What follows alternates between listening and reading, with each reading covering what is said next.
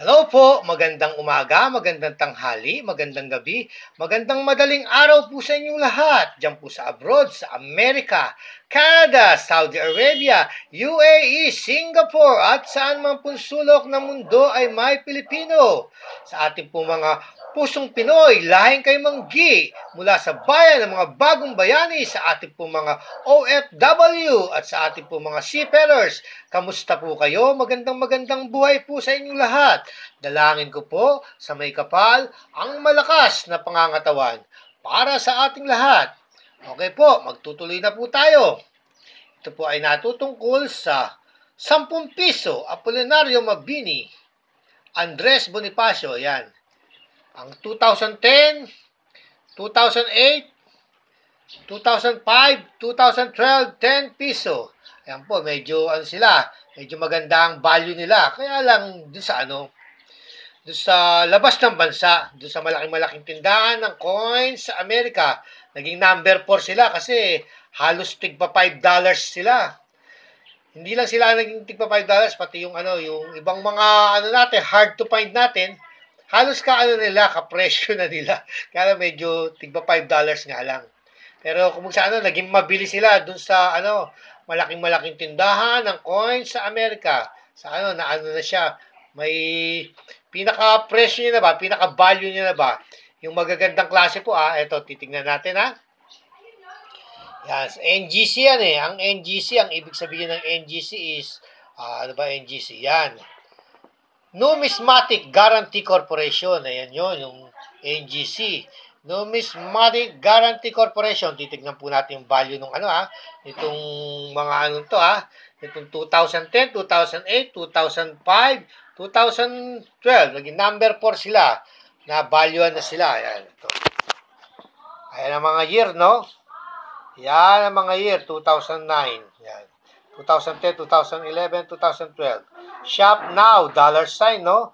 eBay, find it in eBay. Shop now, yan. Umpisa na natin dito sa 2012 tsaka 2010. Yan. 2012, 2010. Ito yung 2012, no? $5. Medyo nanginginig. Tapos, sabay 2010, $5. 2012, $5. Na sila, no? Dito, meron ko silang very fine dito eh. Very fine, 80 cents. Tapos, sabay extremely fine. Pero dito na tayo, tumingin kasi kung saan mga magagandang klase na to. Ayan, $5, $5. Ito, 2011 to, yung number 1 eh. $10 siya, no? 2011, naging number 1. No? Siya kasi may pinakamagandang pagkakagawa eh. Tapos, dito, no? 2009, 2008, 2007. Yung 2008, kapantay na ng yung 2007. Pero sa atin, hard to find yung 2007 tsaka 2009, Ayan, napagitna yung 2008. $5 na po ang kanyang pinaka-value. Pinakamaliit na ng niya, yung, yung 2008. Yan. 2008.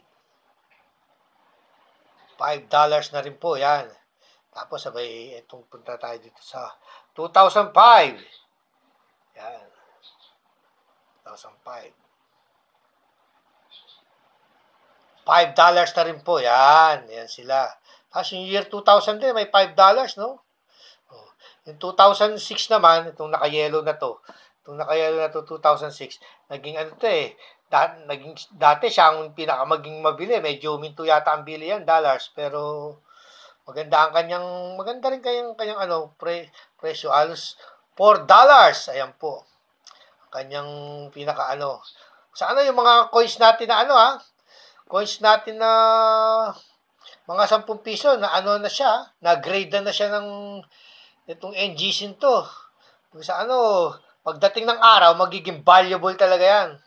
Kasi, naging mabili yung mga coins natin eh. Siguro, sikat ang Pilipinas. Naging favorite yung mga coins. Nagkaroon talaga siya ng value, nabibili talaga siya sa ibang bansa. Pero sa atin talaga, hindi siya gaanong hindi, kasi marami nga sa atin eh. Kaya talaga ang mga namimili talaga, yung mga foreign. Yan po talaga ang katotohanan dyan. Halos karamihan talaga ng mga namimili ng mga coins natin ay mga foreign. Kasi siyempre sa atin, hindi naman pwede pa talagang ibenta to. Ginagamit pa kasi ito eh. Legal tender po, bawal po ipagbili. Ayan po ang aking mga nakalap na impormasyon tungkol sa 2010, 2008, 2006, 2012 kung sa magiging valuable na siya pagdating ng araw. Ito na po ang pinakamababa niyang sa pinaka value, pinaka presyo, yung magagandang klase. Kaya patuloy lang po tayo sa pangongolekta. Kung meron pa tayong makikita mga ganyan, pero marami pa. Kaya medyo yung iba, medyo may gasgas na. Kailangan pagka medyo magandang coins, itabi na po natin para sa pangongolekta. Okay po, sana po nakapagbigay ako ng konting impormasyon, konting aliw para sa pangongolekta ng coins. Ang mahalaga, alam natin ang value ng mga coins na ating hawak. Okay po, hanggang sa muli po, lagi po nating tatandaan, ang mga barya ay bahagi ng kasaysayan at tayo po ay bahagi ng kasaysayan ng Pilipinas.